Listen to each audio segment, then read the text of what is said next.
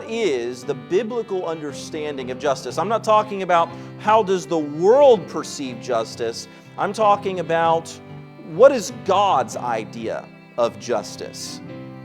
And we said here, we looked at what Micah would have been talking about when he was giving this prophecy about what's going to happen here in chapter number 6. And we looked at the Old Testament and the Assyrians and the Babylonians and what things were going on around that time period. And Micah chapter number 6 is kind of like that courtroom scene. And you have God who is bringing the people of Israel up to judge. And then you have the witnesses slash jurors almost, which will be the mountains. And he's calling the mountains, he's calling the land of Israel itself to speak up and say, have you not seen how I have taken care of the people of Israel, and yet they've turned their backs on me? And then he calls Micah up to answer on behalf of Israel. But when Micah answers, he doesn't have an answer, but he does ask questions. And he asks questions, God, what do you want from us? And that culminates into verse number 8, where he tells us what he wants from us. And we'll look at that in just a little bit. But just to keep going and catch you up here, what does God require there in Micah 6, verse number 8? It says this, He hath showed thee, O man, what is good. And what doth the Lord require of thee but these three things? To do justly, it says, to love mercy, and to walk humbly with thy God. Let's go back and let's read the first 8 verses of Micah 6 while we're here. It says in Micah 6, chapter 6, verse 1, Hear ye now what the Lord saith. Arise, contend thou before the mountains, and let the hills hear thy voice. As we see the courtroom scene, the mountains and hills surrounding. Hear ye, O mountains, the Lord's controversy, and ye strong foundations of the earth, for the Lord hath a controversy with his people, and he will plead with Israel. O my people, and here's the Lord standing up and opening his mouth.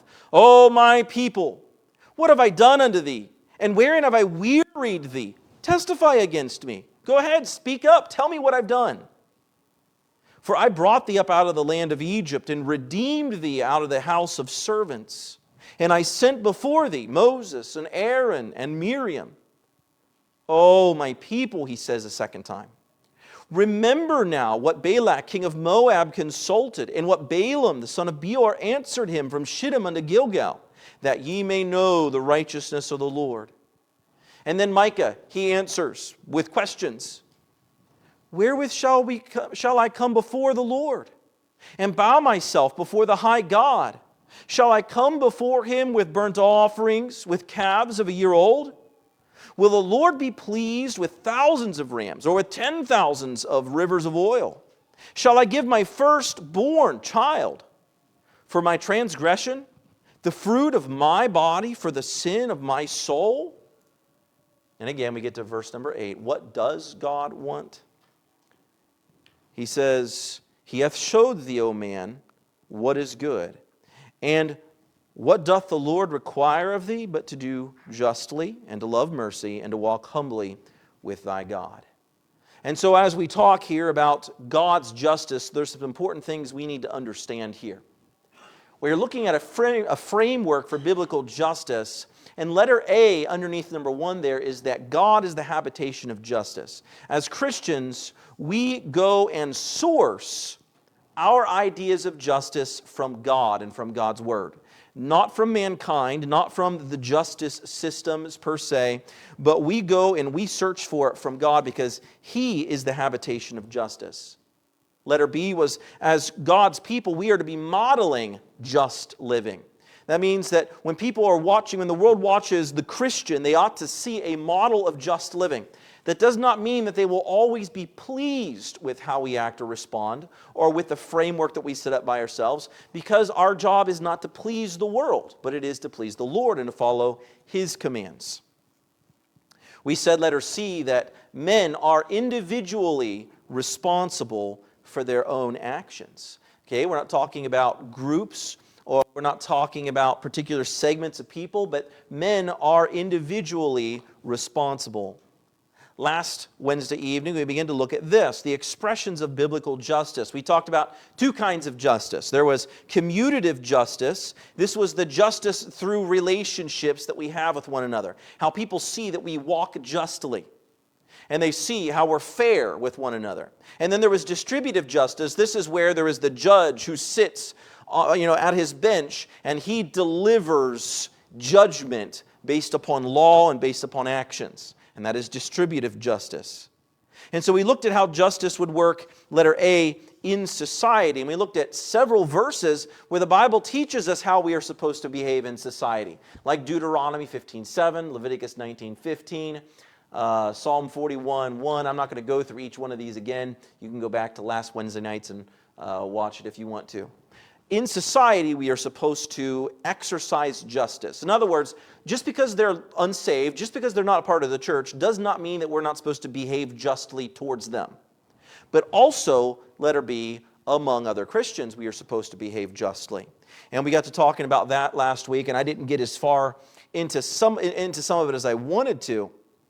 But I reminded us of this, that we are supposed to be of this mindset that we sacrificially give toward one another, or give of ourselves. And I challenged you last Wednesday evening to think of something, to think of some way that God can use you in a ministry of compassion. There is the ministry of giving the gospel, and that is something that 100% of the church needs to be involved in. But there are also ministries of compassion, whereby we render aid, whether it be spiritual or physical aid to somebody, without any expectations of something in return. No payment, nothing in return. We render aid to somebody even if it means they may never visit our church or may never get saved. Nevertheless, when the Lord gives us an opportunity to show compassion, we do so. This is part of doing justly, and it shows in our attitude towards people. It shows in our attitude towards the people who have been wronged. Do we show them compassion? It shows in our attitude towards the people who wrong us. Do we view them the way God does? As a sinner, maybe saved by grace and maybe not, but do we view them the same way God does? With a heart of compassion, desiring good for them, not desiring recompense for what it is they've done. Certainly doing justly, as I said last Wednesday evening, is not just needed in past history. And we talked about George Mueller and Amy Carmichael and William Wilberforce last Wednesday evening. And the good things that they did, and we say, yes, those good things should have been done. Okay, what good things need to be doing that we need to be doing right now is the question now. Certainly it needed to be done in the past. Certainly doing justly needs to be done in other countries where there are great injustices being done on people. But what about here in our own neighborhoods and communities? We should be on the front lines of compassion and of care. And when we are convicted for biblical justice, it shouldn't just lead us to care for those who are in need. It should lead us to care more and to exercise greater compassion towards everybody. Now, let's spend a little bit of time here on point number 3. I can get it right. Point number 3. The secular counterfeits to biblical justice. The secular counterfeits. What is a counterfeit? It is something that looks like the original, and it was designed to look like the original, but it is not the original. It is lacking in quality, or it is lacking in genuineness or reality. A counterfeit has the appearance of the real thing while not being the real thing. Some counterfeits can be very, very, very close to the real thing. The best that Satan can do in this world is to offer up counterfeits. He counterfeits Jesus Christ. He counterfeits the worship of God and Jesus with all of the other religions. He counterfeits marriage. He counterfeits love. He counterfeits sacrifice. He counterfeits joy. And all the devil can really give me is something that's close to what God offers freely. But with the devil's counterfeit always comes strings attached and bondage. Now, as long as we're defining terms, we have to stop and think about what justice is as well. It would seem that all justice is created equal. And if I talk about justice and you talk about justice and they talk about justice, that we're all talking about the exact same thing. However, by the word's very definition, something then must be just or unjust, black or white. Something must be right or wrong. And unequal justice would then be impossible, wouldn't it? For it to be unequal and for it to be just all at the same time, well, that must be an oxymoron. But terms can be very slippery. And that's why when you get into a debate with somebody, no matter what it's about, eternal security, the deity of Jesus Christ, or social justice, you have to always make sure that you have both agreed upon a certain definition to terms, or you're just going to keep talking around each other and not getting anywhere. No one is for social injustice. Anybody in here think to yourself, you know what, I just want there to be social injustice. I want there to be injustices all over the place. I want people to just not get what they deserve, and then I want these people to get punishment they didn't deserve. No one is actually for social injustice. But the term social justice has a different meaning than those two individual words would suggest. Social referring to society, justice referring to right or wrong. And so when I put these two things together, then that must mean that there must be righteousness, there must be right and wrong within society. But that's not what social justice actually ends up meaning. And that's one of the most challenging aspects of trying to talk about what social justice is. Listen to what Thomas Sowell said, and some of you will recognize his name. Thomas Sowell said, "What they call social justice encompasses far more than any given society is casually responsible for. Crusaders for social justice seek to correct not merely the sins of man, but the oversights of God or the accidents of history. What they are equally seeking is a universe that is tailor-made to their vision of equality." Social justice seeks to repair what God messed up. And what they try to do is force it to align to their own version of what equality is. And think about this. When we talk about social justice, we're not talking about the process. We're talking about the outcome. And there's a big difference here. And you may say, why are you making separation here? When I say that someone is getting justice, let's say you were accused of a particular crime, and the detectives went and they began to search and to try to gather evidence for that crime. Let's say the district attorney decided to go ahead and bring charges against you. And so the deputies came out and they arrested you and they brought you in for booking and they charged you for a specific crime. Are you now guilty and going to jail for it? No, not yet anyways. You are presumed innocent in the court of American law until proven otherwise. And so now they have to go about the task of gathering and compiling that evidence and then present it in a court of law against you to try to convince either the judge or the judge and the jury, to try to convince them beyond a reasonable doubt that you have committed said crimes. And if they can convince that jury that you beyond reasonable doubt have committed those crimes, then it is the judge's duty to pronounce you guilty and then to decide upon a sentence. Now, that is justice. Whether you are found guilty or not guilty, you are going through the process of justice. That's what justice is. In America, it is a process. Social justice is not a process. You see, a fair fight is one where both sides keep the rules no matter who wins. Justice is when a man has had his day in court, whether he wins or he loses. If it ends in acquittal or conviction, he has had justice at least. Maybe they were right, maybe they were wrong. Nevertheless, he has seen justice.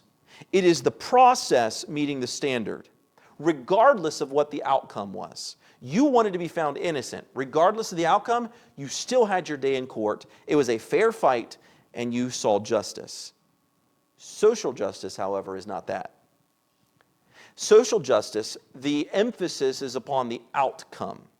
What do I mean when I talk about social justice? Maybe you've heard the term. Maybe you've heard of social justice warriors. We're talking about the LGBT community. We're talking about the transgender community. We're talking about Black Lives Matter. We're talking about groups that capitalize upon a people group and are trying to push an agenda specifically for that group counter to whatever the main culture is. These are social justice, and it is all victimization. It is all based upon victimization. We'll talk about that more later. What they try to do is they try to ensure the outcome that they want. Well, not enough people of this color are graduating from high school. Maybe there's nothing wrong with the process, so what we need to do is adjust the outcome and make sure that more people end up graduating of this particular race. Well, there's not enough people of this gender in politics, so what we need to do is exert our control over the voting system so that we have equal 50-50 split between male and female genders in politics, where they're trying to manage the outcome rather than making sure that the process is fair. They want the outcome to be fair. Ensuring equity in a process is essential. If you go and you try to vote here in a couple years, or when you go and try to vote here in a couple years, you want the process to be equitable. In other words, you want to be able to go in and have just as fair a shot to go and get a ballot and vote for the politician of your choice as anybody else. You don't want to have to stand in a longer line because of your race or ethnicity or anything like that. You want equal process, and that is essential. But ensuring equality in an outcome is dangerous. This is when we say somebody with power, in this case the government, needs to decide how many people can go to this university. And how many need to be white, how many need to be Asian, how many need to be Hispanic, how many need to be African American. And we need to have the ratios set just perfectly, and we need to then make sure that somebody enforces that. Basically, they're saying the government needs to control the outcome, not just give everybody a fair shot, not just ensure equality or equity of process, but equality of outcome. They're changing the definition of justice to meet a defined outcome. So what does social justice end up doing? It ends up distorting real justice. We saw that happen in 2020. When a man, and we saw it a lot, hands up, don't shoot, which was a lie, never actually happened, they found out. He never did put his hands up. He never did say, don't shoot. Those things were untrue, but yet it spread across the nation like wildfire. T-shirts, hats, videos, entire classrooms of students making videos of themselves saying, hands up, don't shoot. And it never even happened. And we could see many instances very similar to that in the past 5 years where social justice has taken up the torch for a cause where there was no cause. And they have distorted justice. And in some cases, there very well may be somebody in prison right now who is there because the court of public opinion decided that they need to be there rather than actual justice. So we're going to look at 3 distortions here of biblical justice that the world does. Letter A is secularized social justice. Let me catch up to where, okay. So secular counterfeits to biblical justice is point number 3. Secularized social justice. Social justice tends to place people in various victim categories. We call this intersectionality these days. And this is one of the most important things to so many people in our world 30 years old and younger today. How many victim categories do you fit into? So if you are of a minority in color, then that automatically gives you a social justice score as a negative. If you are of a minority color and you are a female, that is another victimization, negative for you. If you are a minority female and you are homosexual, that is another.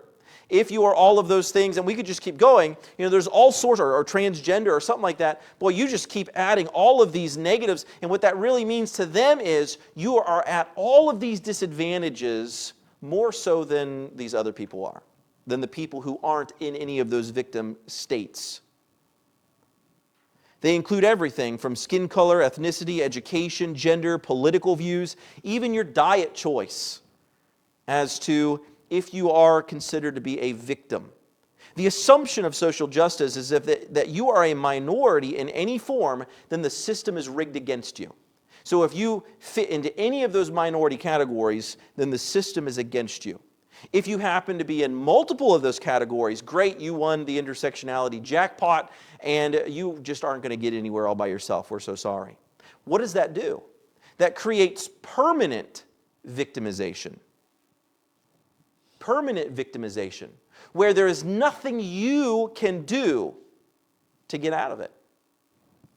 It removes the solution, it removes the act, it removes free will from the individual.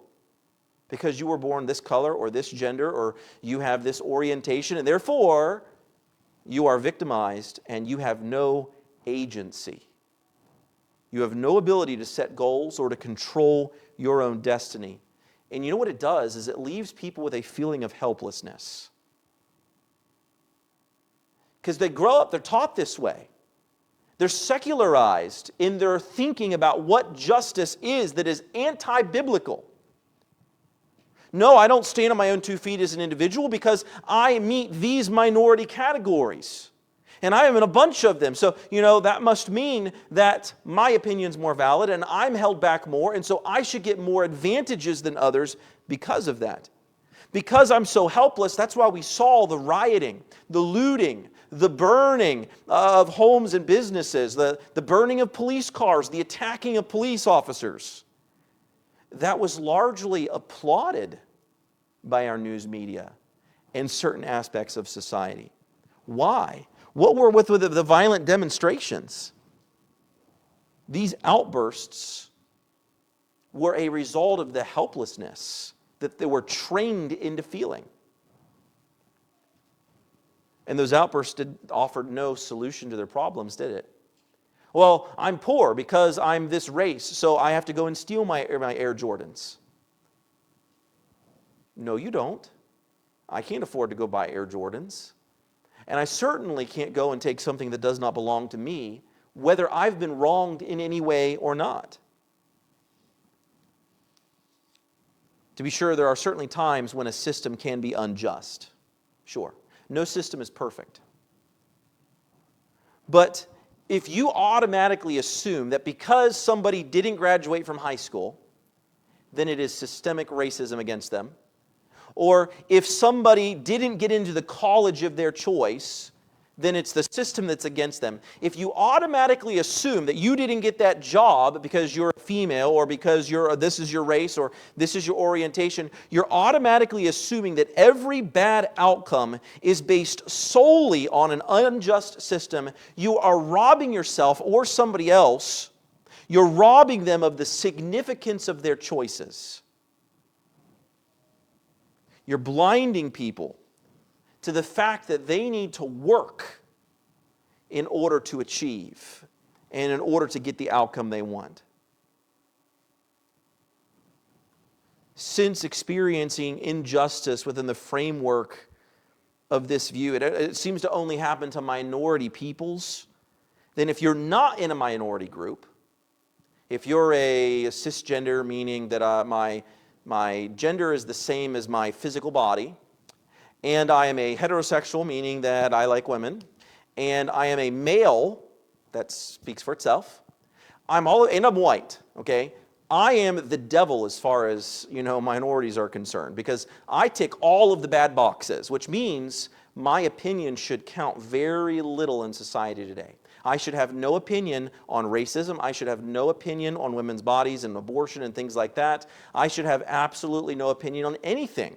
I just need to sit down and shut up. This is their mentality today. This is what they are teaching our 18 to 22-year-olds in universities today. If you are white, sit down and shut up. If you are Christian, sit down and shut up. And you listen to us. If we try to speak up and we try to offer any kind of solution, we get blamed for, well, you don't care, but you don't think it's real. You're trivializing our pain. But here's the fact. Every injustice is a result of sin. You see, sin is an equal opportunity player. Think of Romans 3:23. You know this one very well. For all have sinned and come short of the glory of God. All have sinned. The message here is not that the Jews have sinned more or that the Gentiles have sinned more.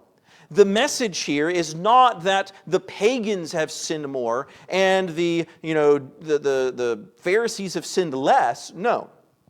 It is one simple message. All have sinned. And because all have sinned, those effects of sin fall upon all of mankind. Because Romans 5:12 reminds us, wherefore as by one man sin entered into the world, and death by sin, and so death passed upon all men, for that all have sinned. Maybe you have been treated unkindly before. Maybe somebody didn't like your hair, or somebody didn't like your accent. Maybe somebody didn't like the color of your skin. Maybe somebody saw you and automatically assumed something negative about you and treated you disrespectfully because of that. And those things happen. Those things happen to all of us. We should all, though, desire to be a part of the solution. You see, I can't go on just pretending like injustices don't happen. But I'm also not going to go on and pretend that there are injustices there that aren't actually there. I'm not going to go around playing the victim, and I'm not going to help teach or train other people to go around playing the victim unless they have been victimized. But it's also important to note that in the secular view of social justice, some of the main categories of victimization are things that as Christians we would not agree with, that are biblically wrong. We think of the main victimization categories. The LGBTQ community, for example. Homosexual, transgender, and everything else in between. You see, they are pushing for social justice, what that really means is, I need to be elevated, I need to be put in a more prominent place because of my thinking, because of my desires, and if you disagree with me, well, like we said before, you need to sit down and shut up. But this is anti-biblical. Their lifestyle is anti-biblical. Isn't it interesting that the categories of victimization are unbiblical behavior? Vadi Bacham said this: when you look at prominent social justice groups and the issues they're fighting for, what are most of these social justice groups fighting for? Same-sex marriage, abortion, affirmative action for women and select minorities, redistribution of justly earned income or power. He says it's clear that these are toxic. The things they're fighting for are toxic to our culture and are incompatible with the biblical understanding of true justice. This is why we are studying biblical justice. I know we might be off in the weeds a little bit here tonight. But the reason we are comparing worldly justice, and again, I'm not talking about our justice system, I'm talking about social justice mainly. One of the main ways we use that term these days, compare it to biblical justice, is to notice the disparity between the two. Not equity of process, but equality of outcome. Enforcing it to be so. And not only that, what it is they're fighting for. Oh, we're just fighting for love. Love is love, right? Again, the devil takes love, the devil takes marriage, the devil takes joy, and counterfeits all of those things. And what you get is not long-term joy, but short-term happiness, very short-term happiness, followed by guilt, followed by anxiety and stress, followed by depression because of the lifestyle in which you have chosen to live.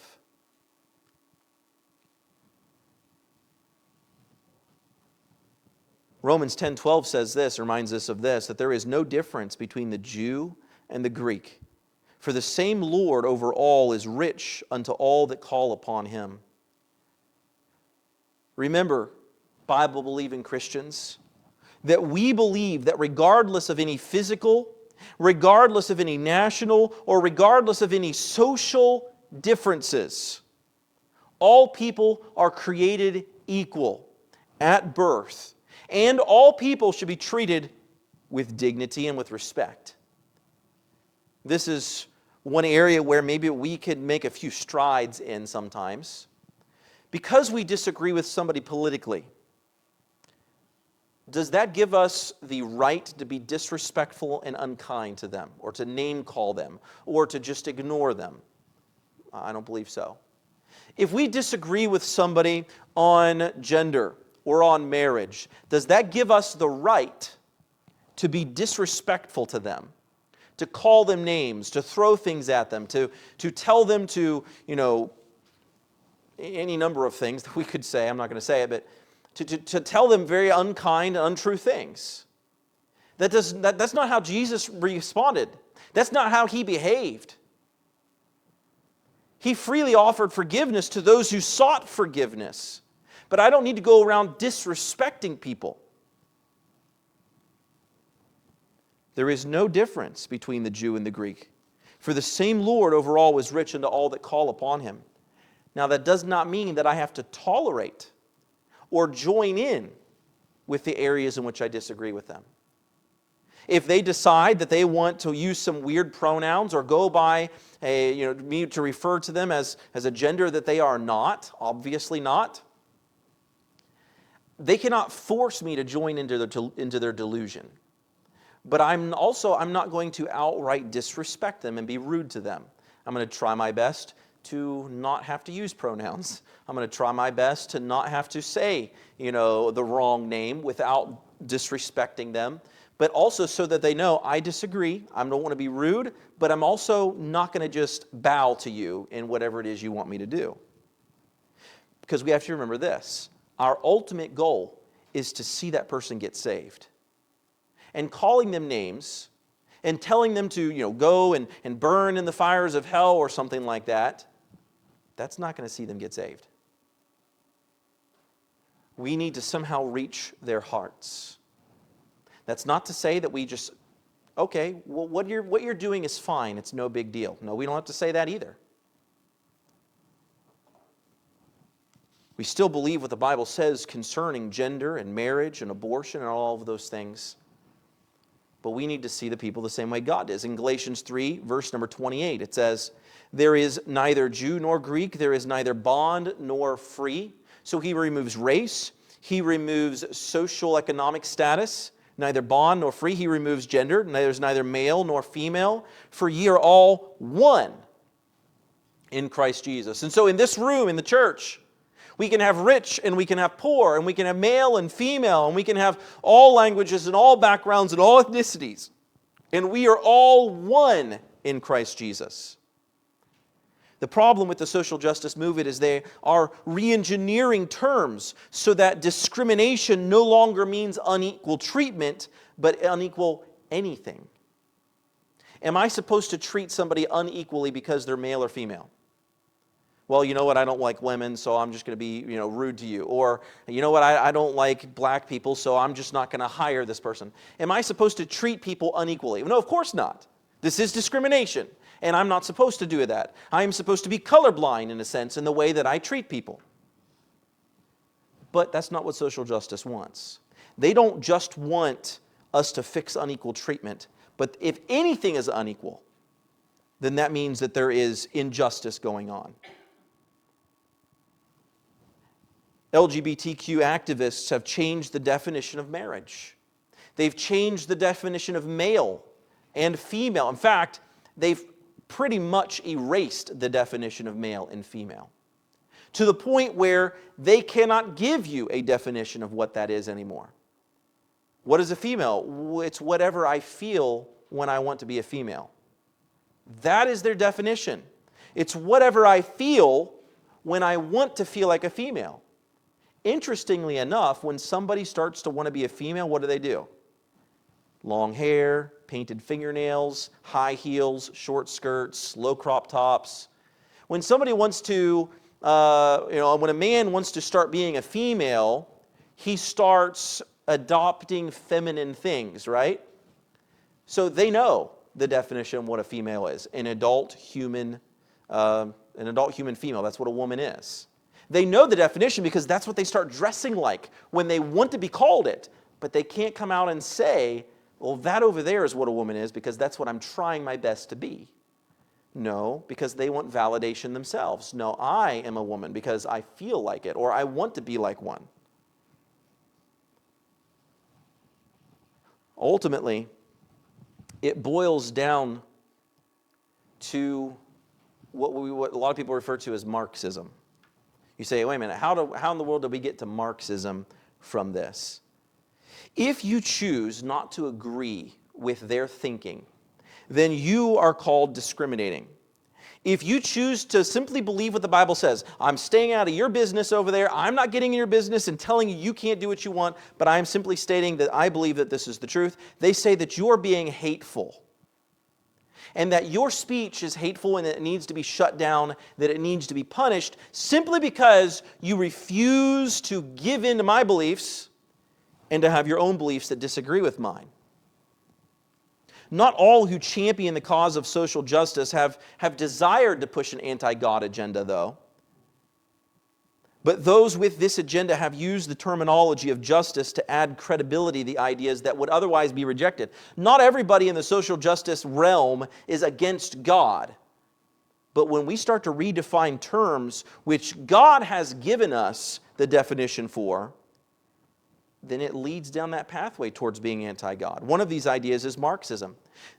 The online Oxford Dictionary defines social justice as this.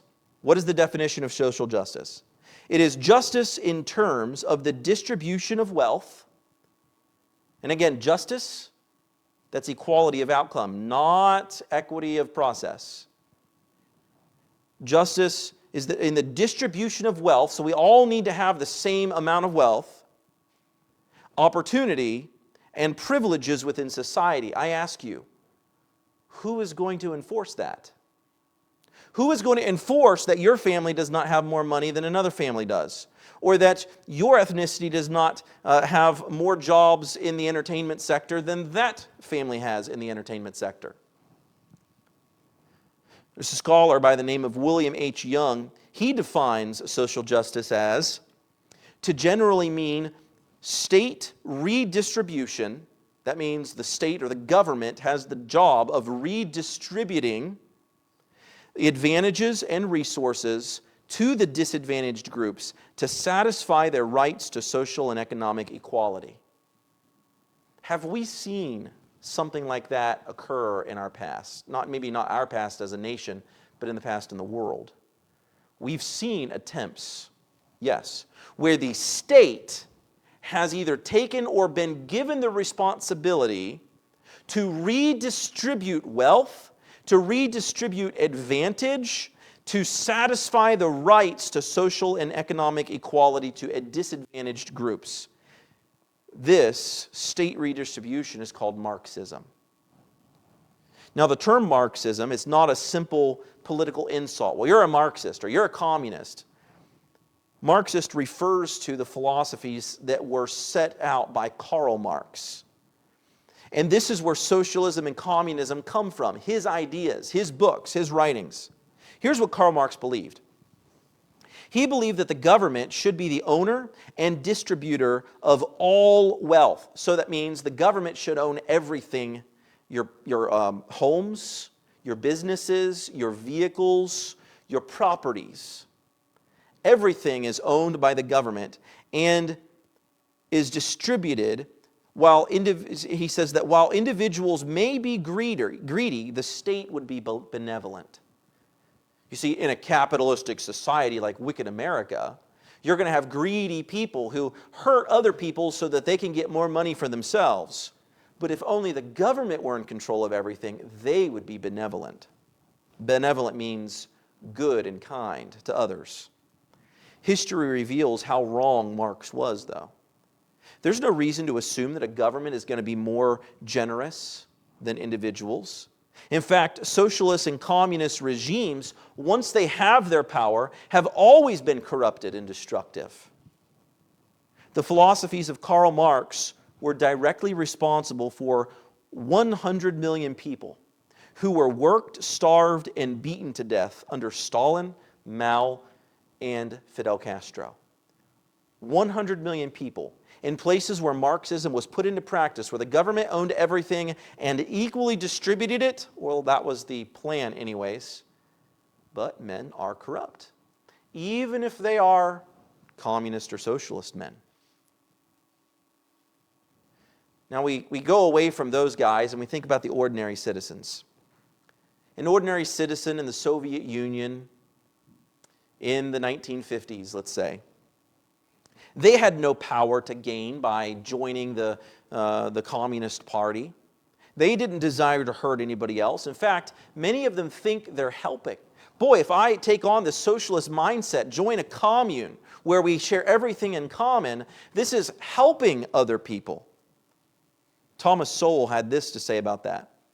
The people who manned the community movement around the world before the Soviet Union was established, they didn't devote themselves to this cause for the sake of creating gulags and secret police and territorial aggrandizement. When people got into Marxism and people got into communism and socialism, they weren't doing it so to build the archipelago or the Gulag archipelago.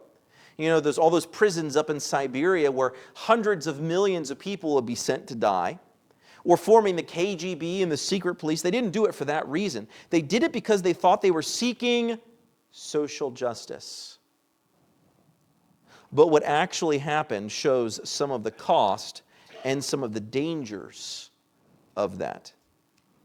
You want to know what social justice is?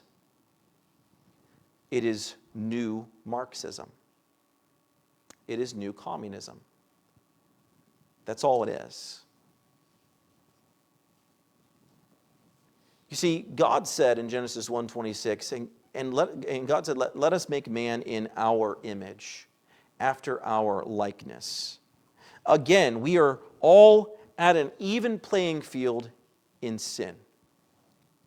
Am I a sinner? Yes, I'm a sinner, saved by grace. Are you a sinner? Yes. Do you do wrong things? Do you have faulty thinking? Do you have shortcomings? Yes. And I pray that you are also a sinner saved by grace. And there are many sinners around us. I don't use that term to castigate them. I don't use that term to make them lower than me. Because there is nobody lower than me. There is nobody lower than you. We are sinners. And if there is anything good about us, it is not us, but it is God in us. Vadi Bacham said this as well. Then we need to find out who's to blame for that if this group doesn't do as well academically, if this group doesn't do as well economically, if this group is not as well represented politically. We need to find somebody to blame for it. And then there needs to be a redistribution of power and resources in order to redress those grievances. That's the answer. The government needs to redistribute and find somebody to blame. And that has to be the answer according to social justice. Scott Allen, he wrote a book called Why Social Justice is Not Biblical Justice.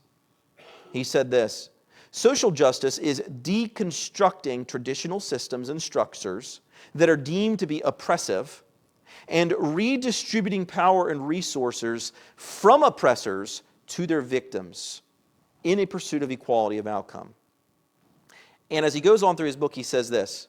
He goes on to describe social justice as it is obsessed with power, privilege, oppression, and victimization. Let me ask you this, Christian, are we supposed to be obsessed with power, being in control, or who's in control?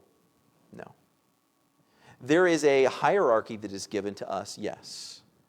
Within the home, there is the children and the mother and the father. And the father is placed as the head of the home. And the mother, the wife, is to submit to him. And the children are to submit to both mom and dad. Within the church, there is a hierarchy that is given to us. There is the pastor of the church. There are deacons, which are servants. Of course, the pastor is a servant as well, but nevertheless, he is still given the authority, he is still given the job of overseer of the church. But Christ is ultimately the head of the church, not the pastor, but Jesus Christ is the head of the church. Not some organization or assembly, not some bishop or archbishop or anything else like that. Christ is the head of the church, followed by the pastor of the local church. Anything beyond that is extra-biblical, meaning not found in scriptures. It is a construct of man. Yes, God has given us a hierarchy which we are to follow. But we're not to be obsessed with power. We're not to be obsessed with privilege, oppression, victimization. Social justice uses pragmatic tactics to cow dissenters into submission, forcing submission. It fixates on identity markers such as class, gender, race, sexual orientation. It's openly hostile towards Judeo-Christian religion. It's militant against the natural family and traditional sexuality. And it focuses on the redistribution of wealth and power by means of the state. That's why Allen calls social justice Marxism 2.0. And it truly is. One of the other big proponents in the social justice fight these days is BLM, Black Lives Matter. Popped up in 2020. And it's very opposed to Scripture. And listen, as Christians, do black lives matter? Absolutely, they matter to God.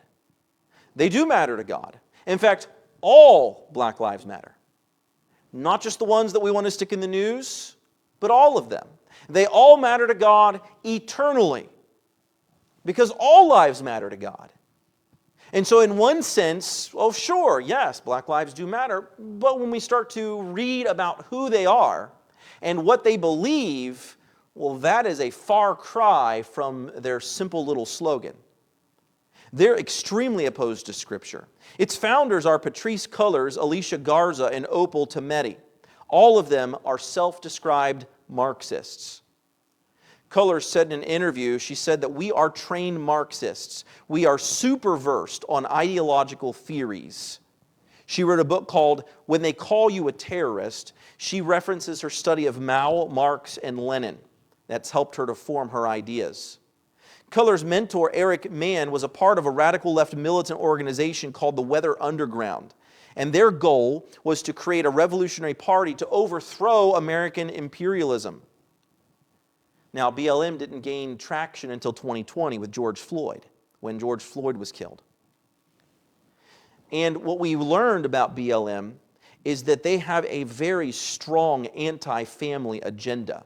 In fact, these are their words. They desired to disrupt the Western prescribed nuclear family structure.